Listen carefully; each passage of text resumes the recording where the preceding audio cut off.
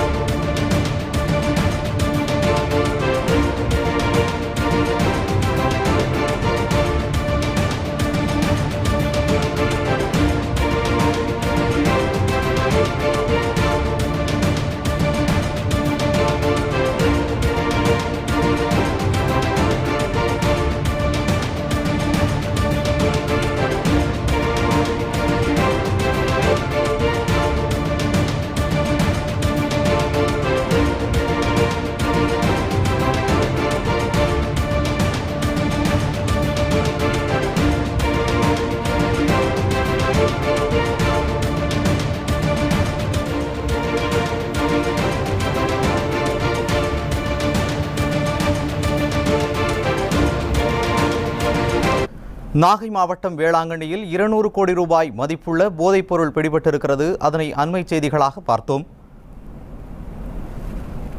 மோடி அளித்த கேரண்டியை மக்கள் நம்பவில்லை என்பதுதான் மைனாரிட்டி பாஜக என்ற நிலைமையில் ஆட்சி அமைத்ததற்கான பின்னணி கூறுகிறது. இது குறித்த துல்லியமான புள்ளி விவரத்துடன் விளக்குகிறது இந்த செய்தி தொகுப்பு.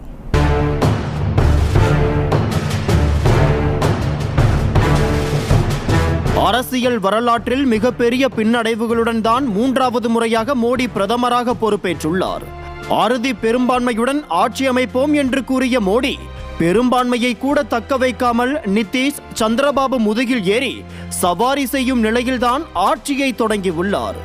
ராமர் கோயில் அமைந்துள்ள அயோத்தியின் ஃபைசாபாத் தொகுதியிலேயே பாஜக தோல்வியை தழுவி உள்ளது. பாஜகவின் கோட்டை என்று வர்ணிக்கப்படும் உத்தரப்பிரதேசத்திலேயே பாஜக கணிசமான தொகுதிகளை இழந்திருக்கிறது. ஒரு வகையில் மைனாரிட்டி பாஜக என்று இன்றைக்கு மோடி அரசை விமர்சிக்க வேண்டிய நிர்பந்தத்திற்கு உத்தரப்பிரதேசத்தில் பாஜக சந்தித்த படுதோல்வியையும் காரணமாக சுட்டிக்காட்டுகின்றனர் அரசியல் நோக்கர்கள். மோடி தனது 3வது ஆட்சியை 400 இடங்களுக்கு மேல் வென்று தொடர்வார் என்று கூறிய பாஜக நிர்வாகிகளுக்கு இது பெரிய அதிர்ச்சியாக இருக்கும். இந்த அதிர்ச்சிக்கான காரணங்களை மோடியின் 2வது ஆட்சி காலத்தில், அதாவது 2019ஆம் ஆண்டிற்கு பிறகு நடந்த மோடியின் ஆட்சியை கணித்தால் அதற்கான விடை கிடைக்கும். இந்த இடத்தில் மற்றொரு விஷயத்தையும் புள்ளி விவர அடிப்படையில் நோக்கலாம். அதாவது 2019 மற்றும் 2024இல் நடைபெற்ற வாக்குப்பதிவை ஒப்பிட்டால் மோடி மீதான நம்பிக்கை சிதைந்துள்ளது புரியும். 2019ஆம் ஆண்டு ஏறக்குறைய 88 கோடியே 5,32,803 வாக்காளர்கள் வாக்களிக்கும் தகுதி பெற்றிருந்தனர். அதில் 543 தொகுதிகளையும் சேர்த்து 61 கோடியே 20,81,902 வாக்குகள் 2019இல் பதிவாகியிருந்தது. அதாவது 69.5% வாக்குகள் பதிவாகின. 2024ஆம் ஆண்டு